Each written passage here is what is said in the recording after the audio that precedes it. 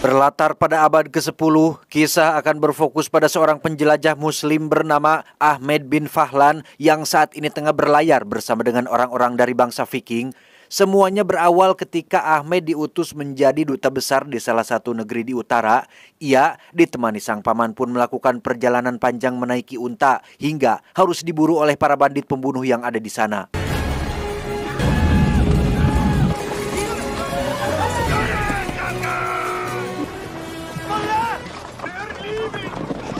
Aman dari kejaran para bandit, Ahmed dan paman pun pergi ke perkemahan bangsa Viking untuk menemui pemimpin di sana. Beruntung sang paman menguasai bahasa Yunani yang menjadi bahasa utama orang Viking di wilayah ini, sehingga tak sulit untuk si paman bertanya di manakah pemimpin mereka. Wistrum Regen. Noster Rex.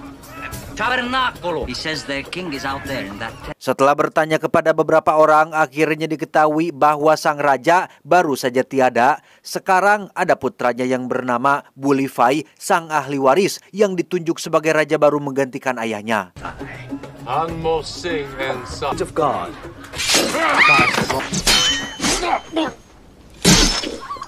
Dan ya, Ahmed sempat terkejut saat melihat kebarbaran Bulifai ketika menghabisi seorang pembelot yang berniat membunuhnya, di mana Ahmed lagi-lagi dikejutkan dengan budaya dan adat istiadat orang-orang utara bangsa Viking ini ketika mereka membakar jasad sang raja sebagai bagian dari upacara kematian di sana. You will not see this again. It is the...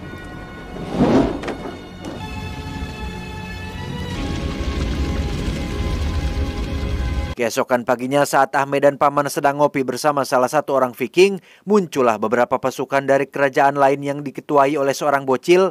Ternyata bocil itu adalah putra dari sang raja negeri lain yang diutus untuk menemui Bulifai dalam rangka memohon bantuan atas musibah yang baru saja mereka alami. Their village is destroyed. They are menaced by an ancient evil, a terror that has no name. Si bocil pun menceritakan tentang kondisi kerajaannya yang sedang kritis. Raja mereka sekarat, desa mereka dihancurkan, sandang dan pangan mereka habis dibakar, masyarakat banyak yang kelaparan, kehilangan pekerjaan, pengangguran di mana-mana, dan BBM mereka dioplos dengan sangat curang. Namun yang paling mengerikan adalah mereka diteror oleh sepasukan makhluk yang diyakini sebagai iblis kuno, yang bahkan untuk menyebut namanya sekalipun mereka tidak diperbolehkan. A terror that has no name.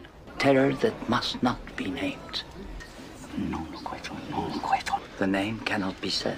Tak lama muncullah seorang pembaca tulang atau semacam dukun peramal untuk menentukan jumlah pasukan Bulifai yang harus berangkat, yang setelah ngelungkeun tulang hayam dan cucuk lauk ke permukaan tanah, akhirnya didapatkanlah jawaban bahwa harus ada 13 laki-laki sehat yang dikirim untuk membantu kerajaan si bocil, di mana satu persatu pria tangguh dan pemberani pun maju untuk menjadi sukarelawan, termasuk Bulifai sendiri sebagai ketuanya.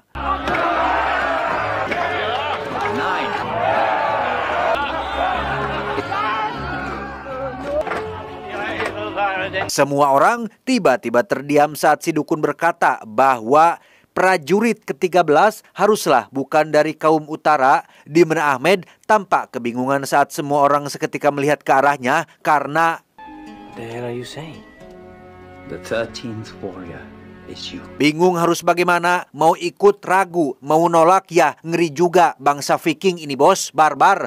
Ahmed tidak punya pilihan lain selain ikut sebagai prajurit ke-13 dan berpamitan kepada sang paman untuk melakukan perjalanan panjang.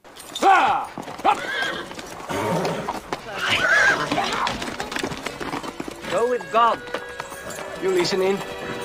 Satu hari satu malam mereka melakukan perjalanan dengan kuda. Ahmed dan pasukan Bulifai pun mendirikan tenda untuk istirahat, yang mana di sini kita akan diperlihatkan dengan sosok Ahmed yang ternyata adalah seseorang yang memiliki otak cerdas, bahkan mungkin bisa dikatakan jenius, ketika ia bisa memahami bahasa orang utara hanya dengan melihat dan mendengarkan ucapan mereka saja dari untapan, dari gerak mulut, dan itu hanya dilakukan dalam kurun waktu sekitar kurang dari setengah jam saja. Så kommer det bästa. Nå han vill gå. We can find some geese. For I will get no supper when I come home tonight. My mother, a noble family. Sontak hal itu membuat semua orang terkejut dengan bagaimana Ahmed bisa memahami bahkan mengucapkan bahasa mereka dengan sangat lancar, tidak terkecuali Bu Livai sendiri yang secara pribadi menemui Ahmed untuk bertanya tentang apakah kau bisa menggambar suara? Menggambar suara di sini itu artinya menulis atuh. Karena pada zaman itu menulis masih dianggap asing dan hanya segelintir orang saja yang melakukannya. Dan tebak apa yang Ahmed tulis? There is only one God. And Muhammad is his prophet. Esok paginya saat akan melakukan perjalanan, mereka sempat mengejek Ahmed yang dianggap lambat dan kurang cekatan dalam berkuda, sehingga tanpa banyak cocot, Ahmed langsung menunjukkan kebolehannya dan...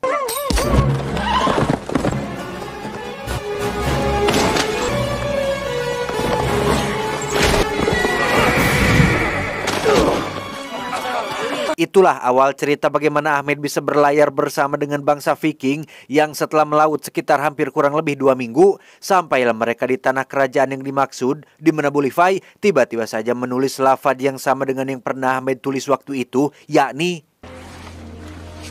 And Muhammad is his prophet.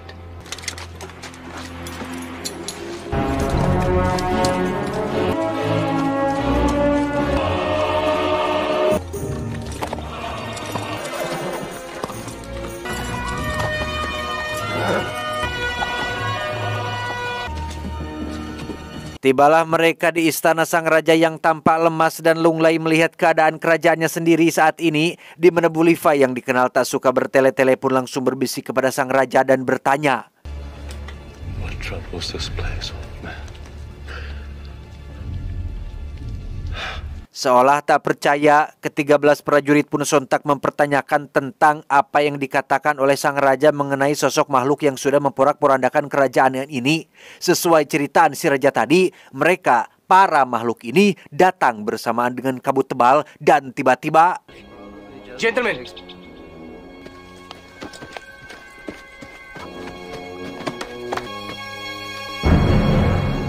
Ya, seorang bocah berlari ketakutan dari dalam hutan yang menjadi tempat tinggalnya. Dari penuturannya, keluarganya baru saja disatruni oleh makhluk tersebut, sehingga dengan cepat Bu Livai dan pasukan ke-13 pun langsung meluncur saat itu juga.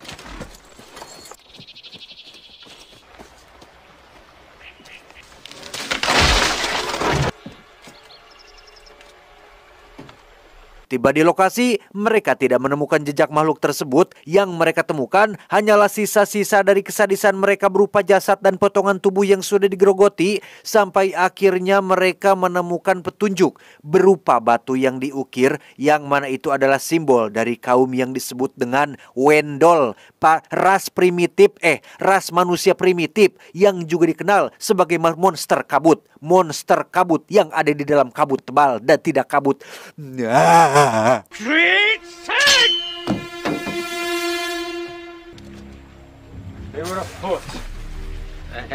Berdasarkan jejak kaki Wendol yang bentuknya tidak seperti telapak kaki manusia biasa, mereka pun pergi ke bukit untuk mengamati area sekitar. Dari beberapa binatang yang berlarian, mereka yakin jika Wendol masih ada di sana sedang mengawasi mereka dari balik pohon, sehingga tak ada pilihan lain kecuali menunggu kabut datang untuk menyambut para Wendol secara langsung. And there's more. They melt.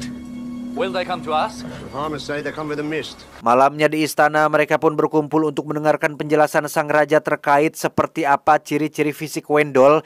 Dari penuturannya, Wendol digambarkan tidak seperti takjil yang warnanya hijau, lonjong, lancip di ujung, pakai es, pakai santan, pakai gula merah. Tidak seperti itu. Wendol adalah sosok makhluk yang memiliki gigi seperti singa, kepala seperti beruang, cakar yang tajam, datang di malam saat di dalam kabut, dan terkadang bergerombol seperti cacing yang bercahaya.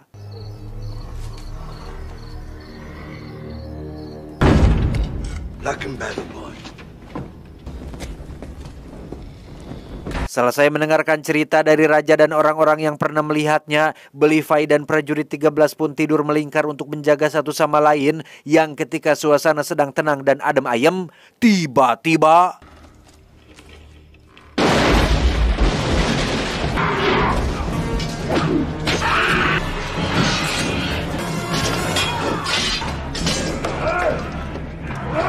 Ya, 2 orang prajurit pun tewas dalam insiden itu. Kepala mereka dibawa dan hanya ditinggalkan tubuhnya saja, di mana Bulify dan kawan-kawan pun sempat kebingungan saat tak menemukan satu pun jasad Wendell yang sudah mereka bunuh. Sehingga timbullah asumsi jika Wendell memang benar-benar iblis yang tidak bisa dimatiin. Tetapi tak lama, Bulify menemukan bercak darah salah satu Wendell yang membantah asumsi tersebut. Dengan kata lain, mereka, para Wendell, masih manusia biasa yang tidak pernah meninggalkan jejak, hanya tidak pernah meninggalkan jejak dan selalu membawa pulang tubuh kawan mereka yang mati di tempat kejadian.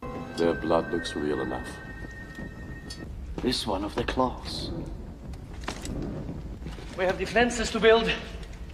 Keesokan paginya, Bulify menggerakkan semua orang untuk bergotong royong membangun pertahanan dari kayu yang diruncingkan, di mana saat ia dan prajurit ke-13 sedang bekerja, putra sulung raja yang dikenal manja pun malah asik mengobrol dengan ayahnya, sehingga salah satu prajurit bernama Samsul pun sengaja memancing perselisihan untuk menunjukkan seberapa berani dan kuat bangsa Viking dari utara. Flinging earth carelessly like an animal. You're a fool, little man. Alhasil, diadakanlah duel antara Samsul yang harus melawan salah satu prajurit si pangeran yang memiliki tubuh tinggi besar dan masih bugar. Mereka masing-masing diberikan 3 buah tameng yang diibaratkan sebagai nyawa, dan inilah duel mereka berdua.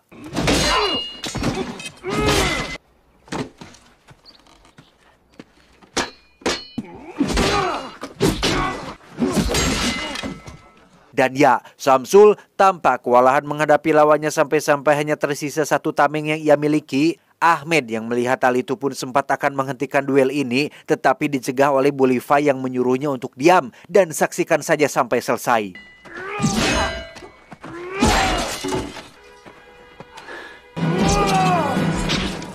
Dengan strategi dan sedikit tipu muslihat, Samsul akhirnya berhasil mengalahkan bahkan memenggal kepala lawannya. Yang tak lama setelah itu, kabut tebal pun muncul di kejauhan bersamaan dengan penampakan cacing berapi sesuai dengan apa yang diceritakan oleh sang raja tadi.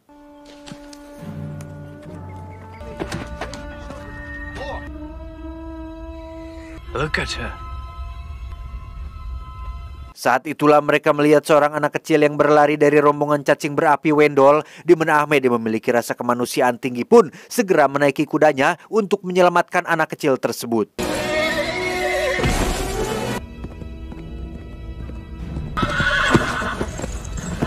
Ahmed sempat berada cukup dekat dengan rombongan Wendell dan melihat dengan jelas jika mereka menaiki kuda sembari memegang obor api, sehingga bisa disimpulkan bahwa Wendell memang bukan iblis ataupun monster, melainkan hanya manusia biasa, pasukan berkuda yang jumlahnya ada ratusan.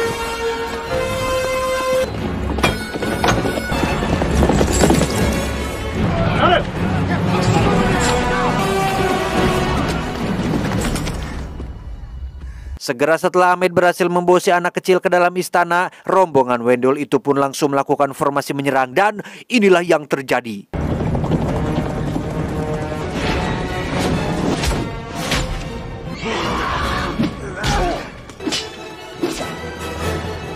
Dari sekian banyak orang yang bertarung, hanya Ahmedlah yang berhasil menghabisi Wendell, bahkan melihat dengan jelas seperti apa bebenguk atau wajah aslinya.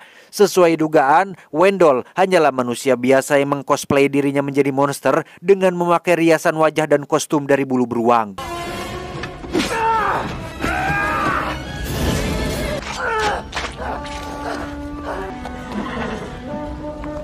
Setelah pertarungan selesai dan ratusan Wendell pergi seiring hilangnya kabut, Samsul pun memberitahu Ahmed tentang 4 orang kawan mereka yang tewas dalam momen barusan.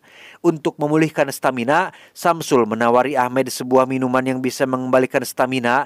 Namun Ahmed tahu betul bahwa yang biasa diminum oleh bangsa Viking tentunya adalah air fermentasi.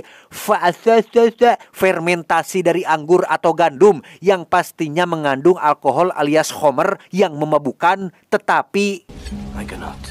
Neither the fermentation of rape. What? Honey. Keesokan paginya saat sedang berkumpul, mereka mengamati satu jasad Wendell yang mungkin tak sengaja tertinggal, sehingga Fix. Mereka semua pun jadi tambah yakin jika Wendell bukanlah iblis ataupun monster seperti yang diceritakan, melainkan hanya manusia biasa yang juga bisa terluka dan mati ketika tubuhnya diserang. If it's a man, it must sleep. If it sleeps, it has a lair and we have a trail. Attack them.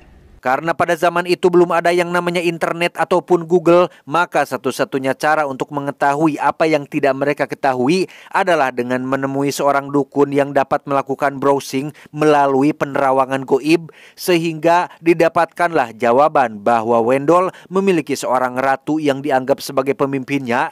Jikalau ratunya berhasil dibunuh, maka para Wendell yang jumlahnya ratusan bahkan ribuan mungkin akan tunduk dan tidak akan melakukan teror lagi.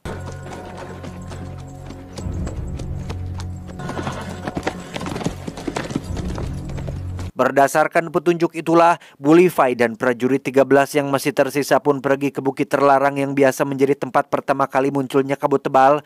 Disitulah Ahmed tiba-tiba mendapatkan ilham tentang para Wendell yang mengcosplay dirinya menjadi beruang. Jika teorinya benar, maka para Wendell menganggap dirinya adalah beruang. Beruang biasanya tinggal di dalam goa dan satu-satunya cara untuk memburu beruang adalah dengan mendatangi langsung sarangnya dan menghabisi mereka di tempat mereka sendiri. The next plant. Many fires. Is there a cave? Prajurit 13 pun kemudian mengikuti jejak kaki para Wendell yang membawa mereka ke sebuah air terjun, hingga akhirnya terbuktilah bahwa Wendell memang manusia biasa yang membangun peradaban, bahkan punya jembatan sendiri yang menghubungkan mereka ke sebuah gua di dalam tanah. Sehingga tanpa buang waktu, Bulify dan kawan-kawan pun langsung bergerak dan menghabisi satu persatu penjaga yang menjaga tempat tersebut.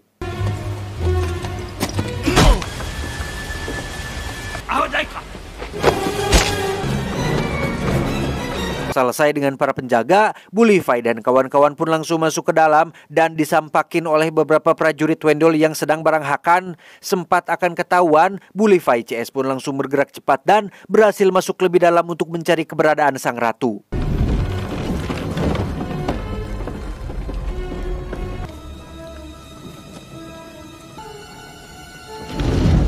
Dan alangkah terkejutnya Ahmed CS saat memasuki satu ruangan penuh dengan tengkorak dan tulang belulang hasil dari kekejaman selama ratusan tahun dari para Wendell ini. Dan inilah pemandangan mengerikannya.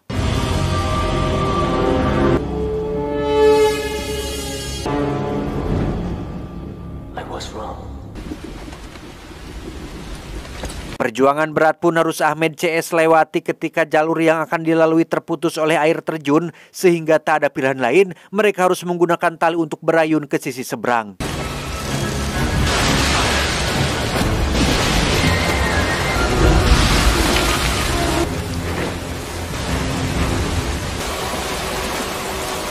Setelah melewati berbagai rintangan seperti hanyut dalam arus yang deras, sampailah Bulify di salah satu spot yang cocok untuk sebagai tempat sang ratu melakukan holwat, di mana Bulify yang tak sabaran pun langsung mendekati si ratu untuk melakukan duel tanpa tahu jika ratu menggunakan sebuah cakar yang dicelupkan pada secawan racun yang efeknya bisa sampai menimbulkan kematian.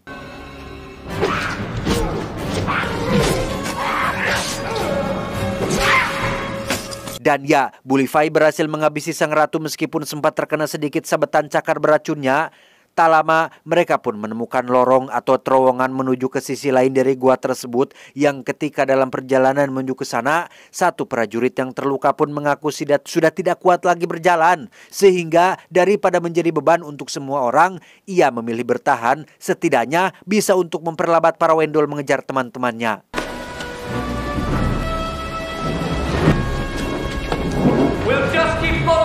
Sampailah Ahmed dan kawan-kawan di ujung terowongan yang menjadi jalan buntu atau tidak ada jalan keluar kecuali air yang menuju langsung ke lautan, sehingga tak ada opsi lain untuk melarikan diri. Mereka terpaksa harus menyelam dan menahan nafas sekuat mungkin sampai akhirnya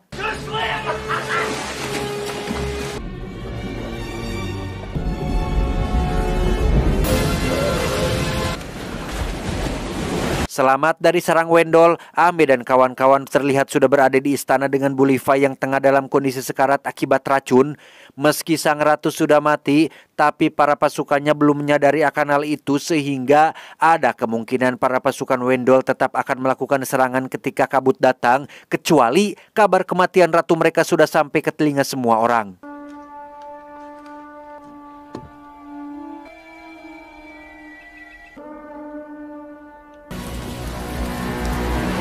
Dan benar saja, saat kabut datang, ratusan Wendol pun muncul untuk melakukan serangan sehingga tanpa buang waktu, Ahmed dan warga pun langsung melakukan persiapan untuk menyambut serangan yang sebentar lagi akan datang.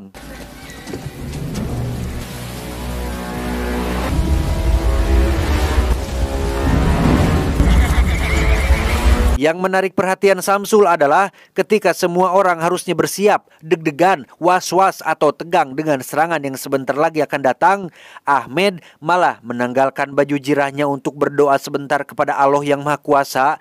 Bukan memohon untuk kekuatan atau kemenangan, Ahmed memohon ampunan untuk semua dosa-dosanya, karena andai kata Ahmed mati dalam pertarungan nanti, maka tidak ada jalan lain untuk selamat di alam kekal nanti kecuali diampuni dari semua dosa-dosa yang sudah terlewati. I pray thee, God.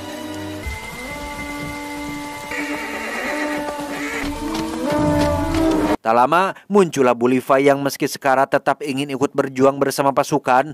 Berbeda dengan Ahmed yang hanya berdoa kepada satu Tuhan, Bu Levi dan pasukan Peking pun berdoa kepada banyak dewa dan bernyanyi sesuai keyakinan mereka masing-masing. My sisters and my brothers.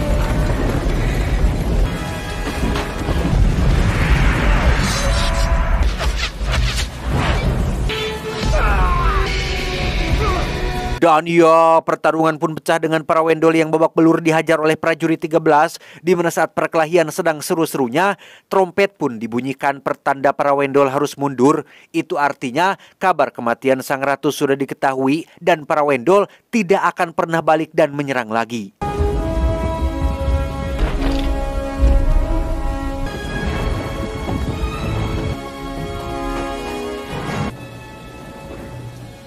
Setelah semuanya sudah berakhir, Bu Levi pun menghembuskan nafas terakhirnya dengan keren setelah ikut berjuang bersama yang lain. Di mana keesokannya ketika Ahmed akan pamit pulang kembali ke Arab, Samsul pun berteriak akan mendoakan Ahmed supaya selamat dalam perjalanan. Dan tebak apa yang Ahmed tanyakan?